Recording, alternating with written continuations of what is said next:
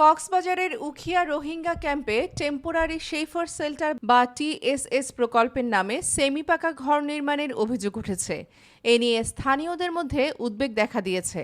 উখিয়া থেকে বোরহানুদ্দিনের পাঠানো তথ্যচিত্রে বিস্তারিত।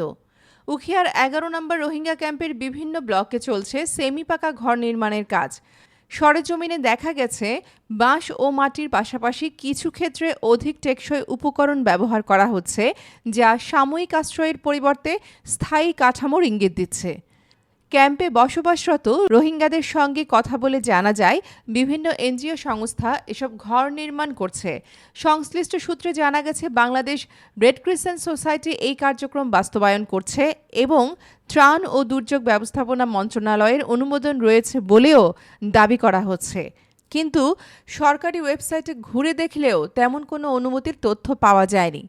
তবে আরআরসির ওয়েবসাইট ঘুরে দেখা হলে সেখানে ১১ ও ১২ নম্বর ক্যাম্পে এই ধরনের নির্মাণের অনুমোদনের তথ্য পাওয়া যায়। এ নিয়ে প্রকল্পটি যেমন প্রশ্ন রয়েছে, অপরদিকে রোহিঙ্গা প্রত্যাবাসন নিয়ে বাধাগ্রস্ত হওয়ার সংজ্ঞাও রয়েছে। পালংখালী ইউনিয়ন পরিষদের চেয়ারম্যান এম গফুরউদ্দিন চৌধুরী বলেন, এভাবে সেমি পাকা ঘর নির্মাণ হলে রোহিঙ্গাদের স্থায়ীভাবে বসবাসের প্রবণতা বাড়বে, যা ভবিষ্যতে তাদের প্রত্যাবাসনের জন্য বড় বাধা হয়ে দাঁড়াতে পারে।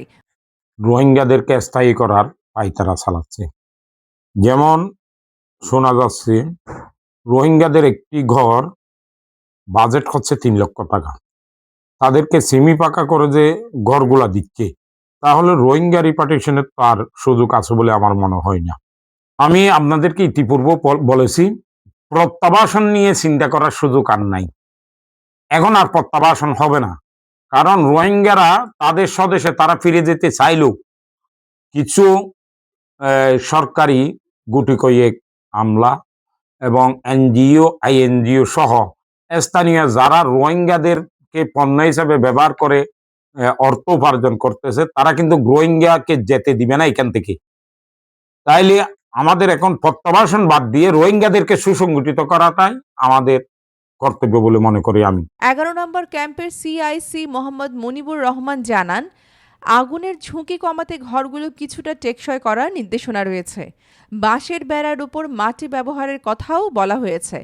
তবে কেউ যদি অনুমোদনের বাইরে গিয়ে সেমি পাকা ঘর নির্মাণ করে, তাহলে প্রয়োজনীয় ব্যবস্থা নেওয়া হবে। স্থানীয়দের অভিযোগ, প্রশাসনের যথাযথ তদারকির অভাবেই এ ধরনের নির্মাণ কার্যক্রম চলছে। বিষয়টি নিয়ে ইতিমধ্যেই সংশ্লিষ্ট কর্তৃপক্ষের ভূমিকা নিয়ে প্রশ্ন উঠেছে। রোহিঙ্গা ক্যাম্পে সাময়িক আশ্রয়ের আড়ালে এ ধরনের স্থায়ী কাঠামো নির্মাণ ভবিষ্যতে কী প্রভাব ফেলবে তা নিয়ে দিন দিন উদ্বেগ বাড়ছে। সাইমা তানহা, নিউজ ডেস্ক, কক্সবাজার কণ্ঠ।